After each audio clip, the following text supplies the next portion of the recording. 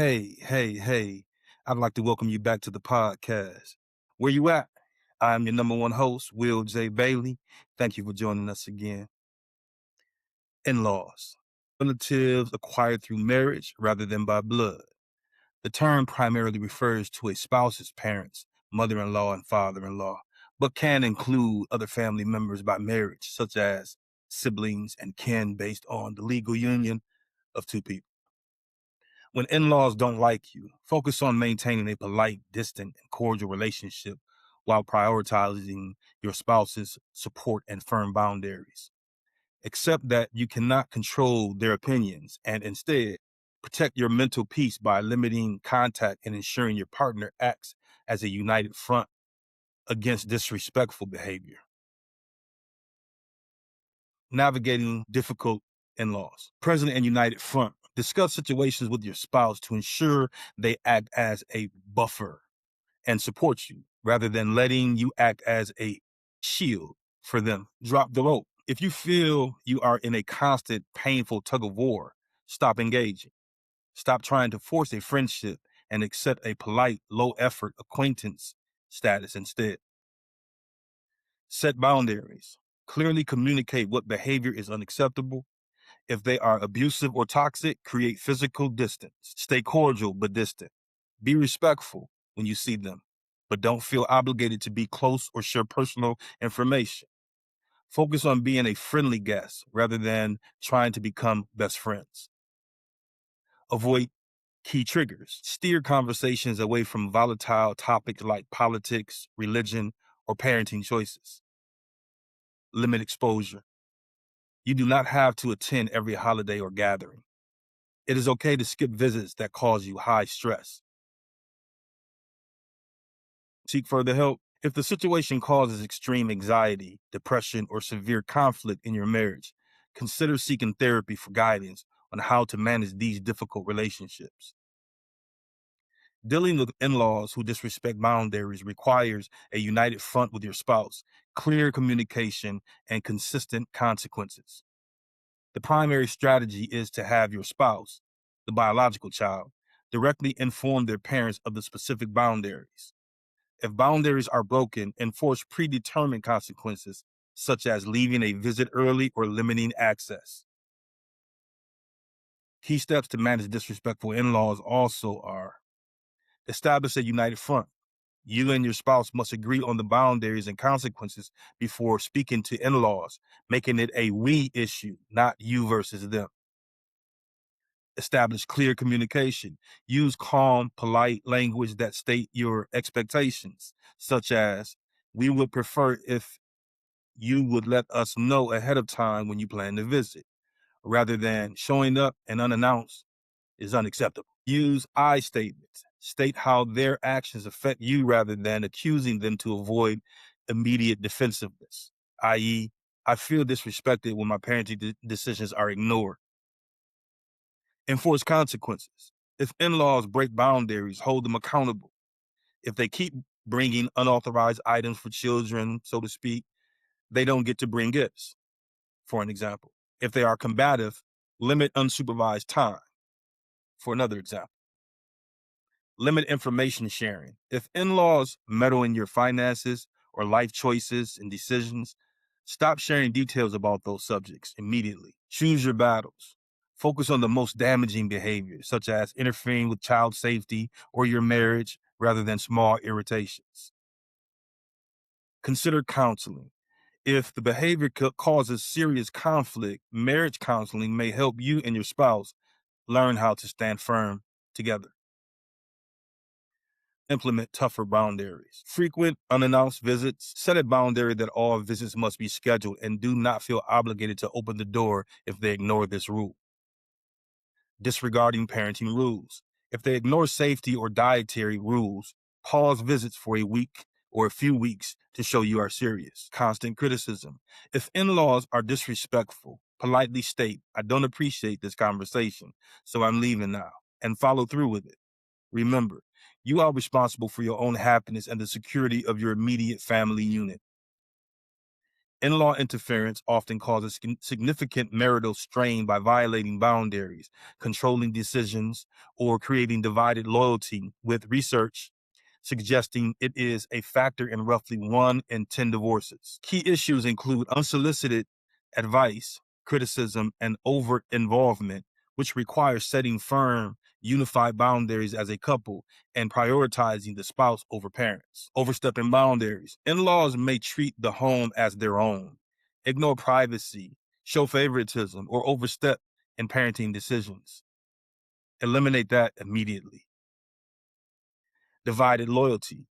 Tensions arises when one spouse feels caught between their partner and their parents, often resulting in one spouse feeling unsupported or second best in the situation.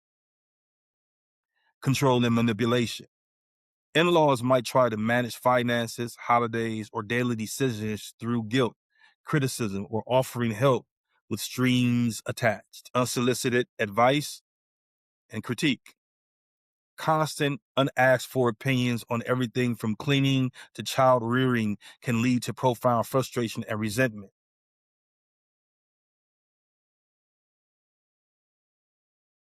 How to manage interference. Prioritizing the new family unit. A successful marriage requires shifting primary allegiance from parents to the spouse.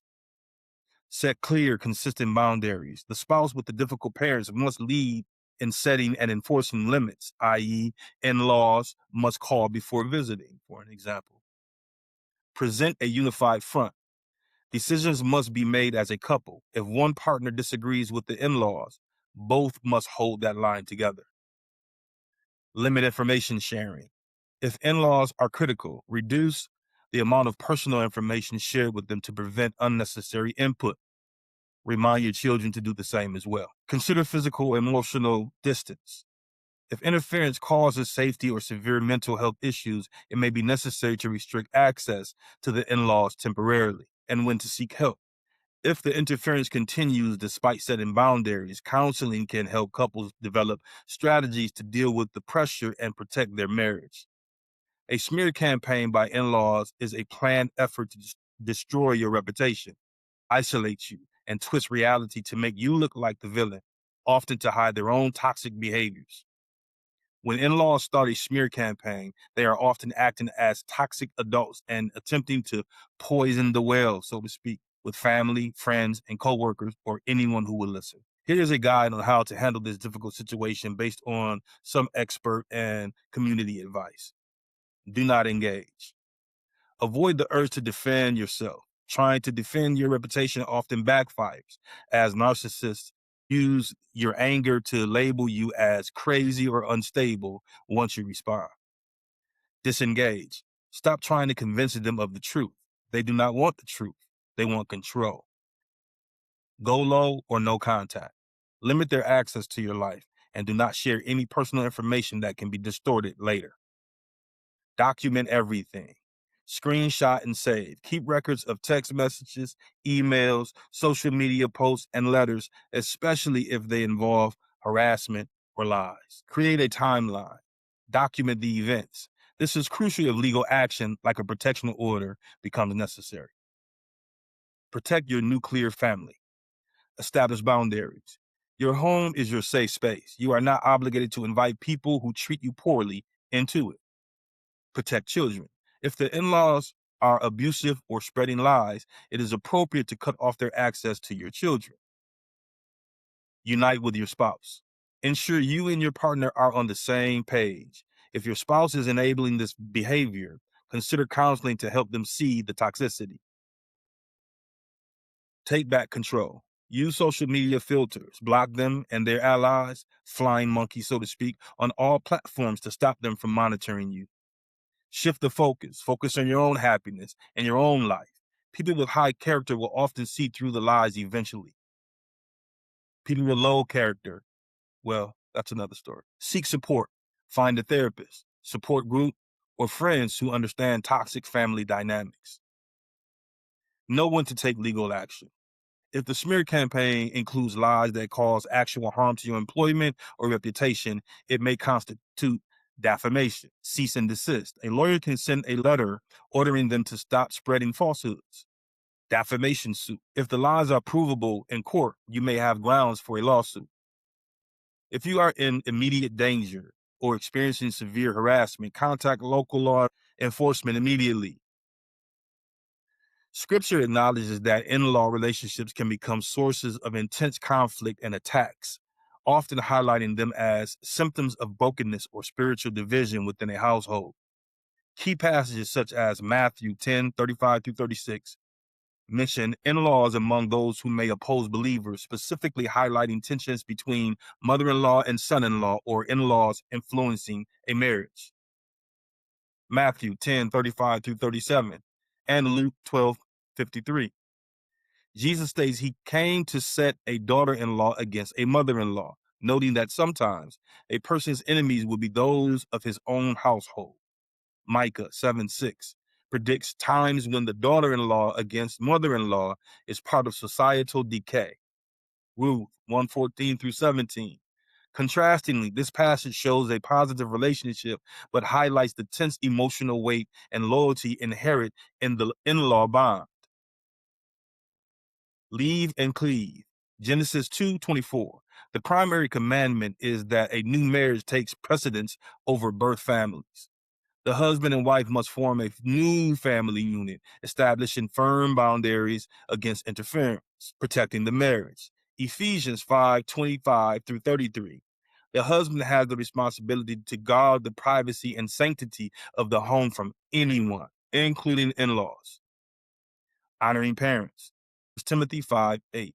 While setting boundaries, believers are still called to care for and honor their parents as they age.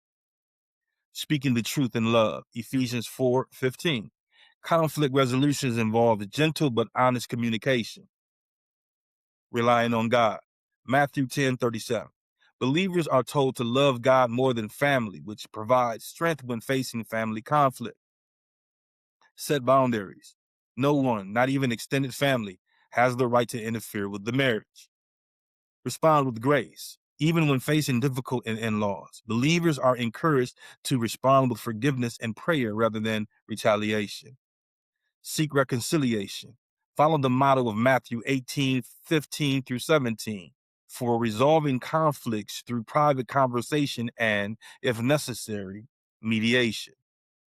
If you are experiencing or know of someone experiencing in-law issues spoken of in this episode, please feel free to reach out and share your story in the comments after subscribing to the podcast. And at willwhereyouat@gmail.com. We'd love to further evaluate and discuss your experiences and talk seriously about emotional management, considering these examples of emotional trauma and damage. Let yourself be heard. Subscribe and leave a comment. This is the platform for connection and inclusiveness. By the will of God, you will be heard and helped. God bless you. I'm your number one host, Will J. Bailey, because 2 is not a winner, and 3, y'all know the rest. Peace. Yes, indeedy, most.